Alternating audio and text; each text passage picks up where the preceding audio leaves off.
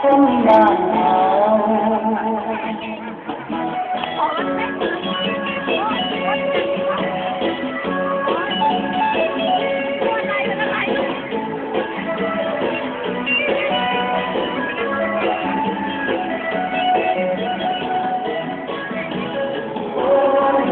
เดียวกันจะมองตากันก็เข้าใจอยู่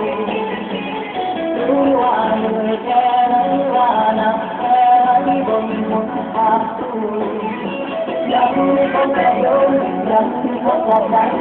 มีคำว่าสบายดีก็ให้กันเสมอเด้อคนบ้านเราเอามาคนทักคนเอาไปทำเป็นตัดสินใจมือกระเป๋าเดินทางมาสู่ชาติเมืองใดเมืองนี้ได้เจอกันและลาลาเป็นสถานที่โปรดหวานมอง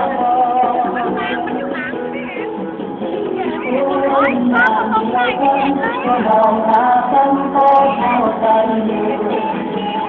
รู้ว่าเหนื่อยแค่ไหนว่านักแค่ไหนบนทางสู้ยังมีคำว่าเดินยังมีคำว่าใจมีคำว่าสบายที่รอให้กันเสมอเดินทางบ้าน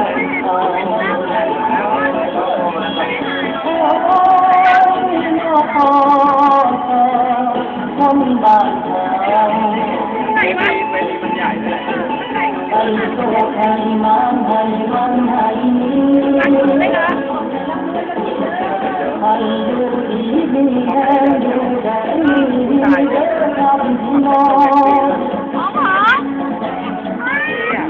กมายืนตรงกลางให้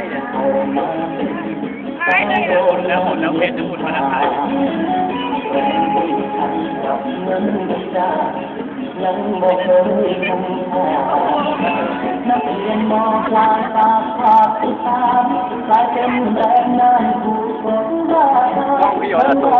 ลาเขาได้ว่าชายจังได้อดตายแก่เนื้อ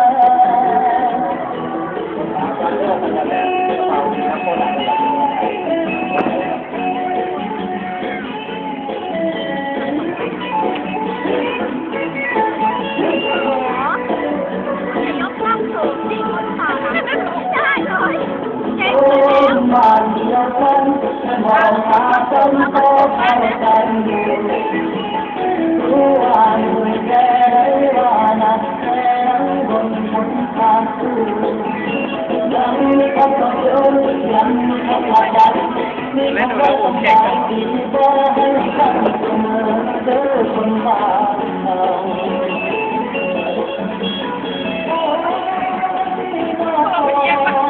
เชียร์ไว้ให้ถ่ายคนบ้านเราอัดไปตรงกลางเลยให้โชคให้มันให้มันให้มีให้อยู่ดีมีแห้งอยู่แดงมีเด้อกันพี่น้องคนบ้าน